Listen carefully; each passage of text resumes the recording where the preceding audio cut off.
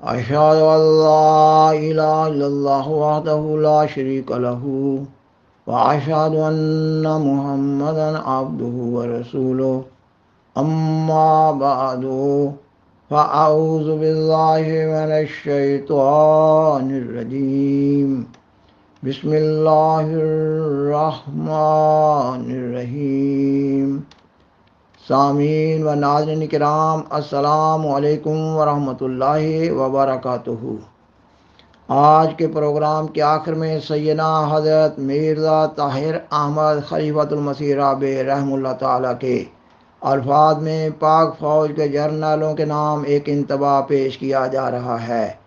آپ اپنے عہد خلافت میں اپنے خدا داد روحانی منصب کی نسبت سے محض للہ اللہ تعالیٰ کی محبت میں وطن عزیز اسلامی جمہوریہ پاکستان کے وسیع تر قومی مفادات کو ملحوظ خاطر رکھتے ہوئے انسانی ہمدردی کے تحت پاکستان کے ارباب اختیار و اقتدار کو ہر ممکن سمجھانے کی کوشش کرتے رہے کہ وہ اپنے فرائض منصبی کو آسن رنگ میں سر انجام دینے کے لیے قرآن مجید اور حدیث رسول سیدنا حضرت محمد رسول اللہ خاتم الانبیاء صلی اللہ علیہ وسلم کی تعلیمات پر عمل پیرا ہونے کے لیے انتہائی کوشش اور محنت کریں۔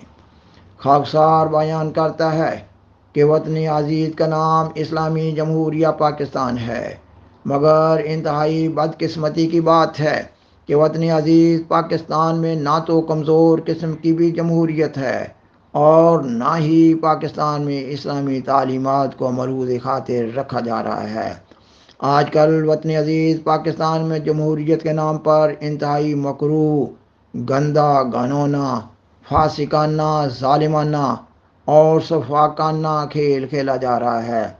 ایسی بے شرمی، ایسی بے حیائی اور ایسی ڈٹائی سے یہ کھیل کھیلا جا رہا ہے کہ اقوام عالم میں پاکستان کو پاگل خانہ کا نام دیا جا رہا ہے، کیونکہ پاکستان کے ارباب اختیار و اقتدار سے ایسے بھیانک ترین افعال سرزد ہو رہے ہیں کہ ایک 3-4 سال کا بچہ بھی شرما جائے۔ اقوام عالم میں وطن عزیز اسلامی جمہوریہ پاکستان اور اسلام اور سیدنا حضرت محمد رسول اللہ خاتم الانبیاء صلی اللہ علیہ وسلم کا نام بدنام ہو رہا ہے۔ ان لوگوں کو معلوم نہیں ہو رہا کہ یہ لوگ سائنس و ٹیکنالوجی، علوم جدیدہ کی حامل دنیا میں سانس لے رہے ہیں۔ ان لوگوں کو معلوم نہیں ہو رہا کہ یہ لوگ جمہوریت کی اعلیٰ اقدار کی حامل گلوبل ولیج کی دنیا میں رہ رہے ہیں۔ ان لوگوں کو معلوم نہیں ہو رہا کہ یہ وہ زمانہ ہے کہ جب وحشی اقوام نے بھی تہذیب کا لبادہ اوڑھ لیا ہے۔ علامہ ڈاکٹر محمد اقبال صاحب آج کے مسلمان کا نقشہ اپنی کتاب بانگ دارا میں زیر عنوان جواب شکوہ کے ان 2 اشعار میں اس طرح کھینچتے نظر آتے ہیں: شور ہے ہو گئے دنیا سے مسلمان نابود، ہم یہ کہتے ہیں کہ تھے بھی کہیں مسلم موجود، وضع میں تم ہو نصارا تو تمدن میں ہنود، یہ مسلمان ہیں جنہیں دیکھ کے شرمائے یہود۔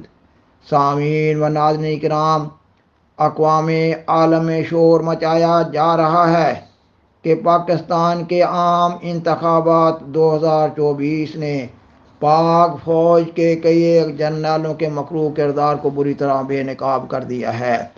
پاکستان میں انسانیت سسک رہی ہے اور یہ لوگ ہیں کہ انہیں مرنا یاد نہیں ہے۔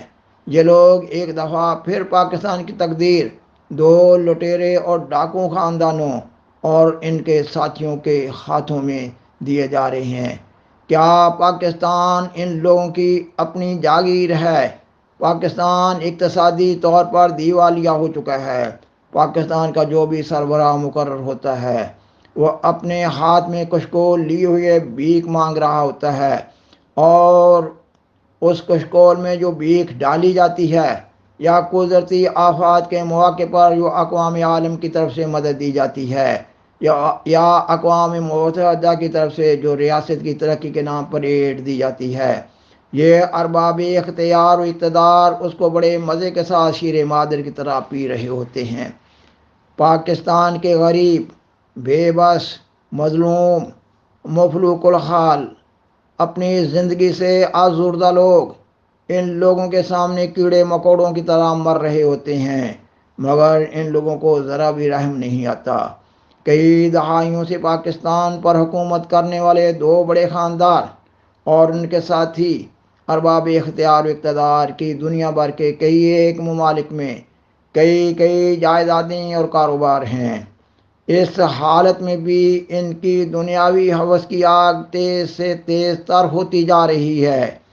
ان لوگوں پر سیدنا حضرت محمد رسول اللہ خاتم الانبیاء صلی اللہ علیہ وسلم کا یہ قول مبارک پورے طور پر صادق آ رہا ہے، یہ کہ اگر ابن آدم کو ایک وادی سونے کی مل جائے تو وہ خواہش کرے گا کہ اس کو ایک اور دوسری وادی بھی سونے کی مل جائے۔ فرمایا ابن آدم کا منہ قبر کی مٹی سے ہی بھرا جا سکتا ہے۔ اور پھر پاکستان کے حالات پر آپ صلی اللہ علیہ وسلم کا یہ قول مبارک صادق آ رہا ہے کہ قوم کا شریر ترین یعنی بدمعاش ترین آدمی قوم کا سردار ہوگا۔ پاک فوج کے کئی ایک سپہ سالار یہ موقف دے رہے ہوتے ہیں کہ وہ پاکستان کے وسیع تر قومی مفادات کے لیے پاکستان کی سیاست میں مداخلت کرتے ہیں۔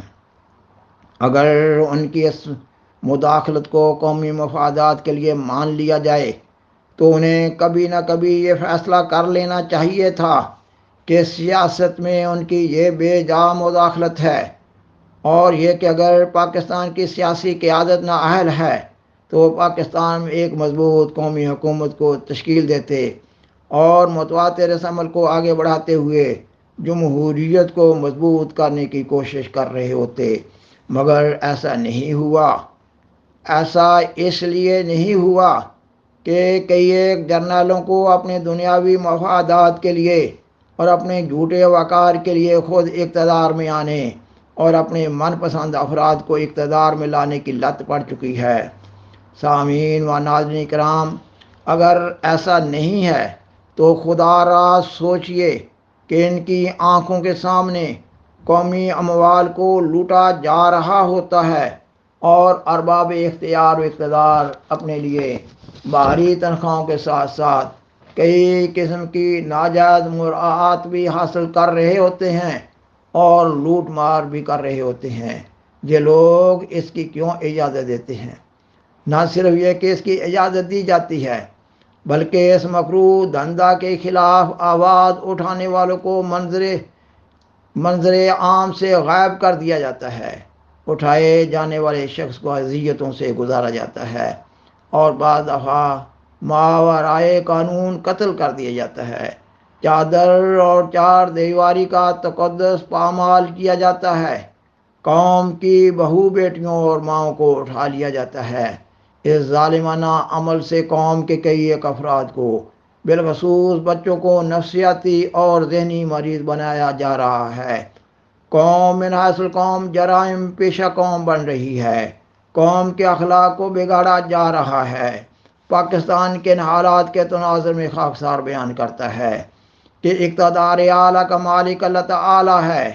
اگر اللہ تعالیٰ کسی ملک یا کسی ملک کے ایک حصہ یا کسی ملک کے ایک حصہ کے ایک ادارہ کا اختیار کسی انسان کے سپرد کرتا ہے تو یہ اس کو بطور ابتلا دیا جاتا ہے، اور قیامت کے دن وہ اس کے لیے اللہ تعالیٰ کے حضور جواب دہ ہوگا۔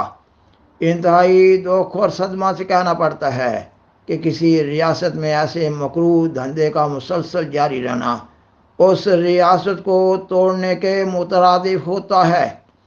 حضرت خلیفۃ المسیح رابع رحمہ اللہ تعالی عنہ پاکستان کے ایسی حالات کے تناظر میں 1988 میں اپنے ایک خطبہ جمعہ میں پاکستان کے فوجی جرنیلوں کو انتباہ کرتے ہوئے فرماتے ہیں، فوج کو بتائیں تم بڑے ظلم کرنے والے ہو، تمہیں پتہ نہیں کہ عالمی سیاست میں کیا ہو رہا ہے، تم غیر قوموں کے اہلکار بن گئے ہو، تمہیں یہ پتہ نہیں کہ تم کس کے لیے کیا کر رہے ہو، تمہاری ڈائریکشن نہیں رہی، تمہارا کوئی رخ معین نہیں ہے، اور آنکھیں بند کر کے تم بیرونی طاقتوں کے اہلکار بنتے ہوئے اپنے وطن پر مسلط ہو گئے ہو۔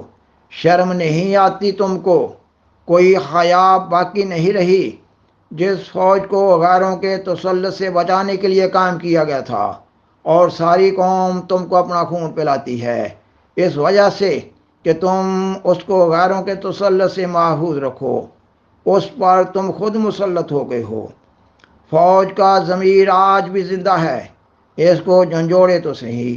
فوج کی باری اکثریت سمجھے گی اس بات کو، بغیر خون خرابے کے، بغیر ان کے خلاف نفرت کی تعلیم دینے کے۔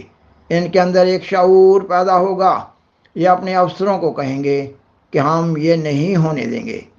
ابھی چند دن ہوئے ہم نے آزادی حاصل کی تھی، اور اپنی آزادی کے اوپر ہم خود تبر بن کر پڑیں اور آزادی کو ٹکڑے ٹکڑے کر دیں۔ ہرگز ایسا نہیں ہوگا۔ یہ آواز اگر باہر سے اٹھے گی تو فوج میں مدافعت پیدا کرے گی۔ اگر فوج کے اندر سے اٹھنی شروع ہوئی تو یہ آواز فوج کو آزادی کا احساس دلائے گی، اپنی ذمہ داریوں کا احساس دلائے گی۔ اس نعرہ کے خلاف منافرت اور مدافعت پیدا نہیں ہوگی، بلکہ اس کے حق میں مزید فوجی اور آوازیں بلند کرنا شروع کر دیں گے۔ ایک آواز بڑھتے بڑھتے 2، 3، 4 آوازوں میں تبدیل ہوگی، اور یہ اعلان کرنا، اخبارات میں ایسے بیان دینا، ہرگز ملک کے مفادات کے خلاف نہیں، کوئی قانون شکنی نہیں۔ ہم کوئی نفرت کی تعلیم نہیں دے رہے، ہم پرابلم کھول کر بیان کر رہے ہیں کہ دیکھو یہ ہو رہا ہے، ایسا نہ کرو، تم کر سکتے ہو، مگر ہم تمہیں تمہارے ضمیر کا واسطہ دیتے ہیں، تمہارے وطن کی محبت کا واسطہ دیتے ہیں، تمہاری ماں اور بہنوں کی عزت کا واسطہ دیتے ہیں، تمہارے بلکتے ہوئے بچوں کی محبت کا واسطہ دیتے ہیں کہ خدا کے واسطے اپنی قوم کی آزادی کو نہ لوٹیں۔ تم چھین سکتی ہو، کیوں نہیں چھین سکتی؟ طاقت کی بحث نہیں، اگر چھینو گے تو ہمیشہ کے لیے ملعون بن جاؤ گے، ہمیشہ کے لیے تاریخ میں عبرت کا ایک نشان بن جاؤ گے۔ میر جعفر کے نام کی طرح تمہارے نام پر لعنتیں ڈالی جائیں گی، تمہارا نام میر صادق کا نام بن کر دوبارہ ابھرے گا۔ یہ بتاؤ اس قوم کو۔ سامعین و ناظرین کرام، بالآخر درخواست ہے کہ برائے مہربانی اس پروگرام کو دوسروں سے شیئر کریں، اور عذرائے کرم اس چینل کو سبسکرائب کریں۔ جزاکم اللہ تعالی احسن الجزا، وآخر دعوانا ان الحمد للہ رب العالمین، والسلام علیکم ورحمۃ اللہ وبرکاتہ۔ شکریہ۔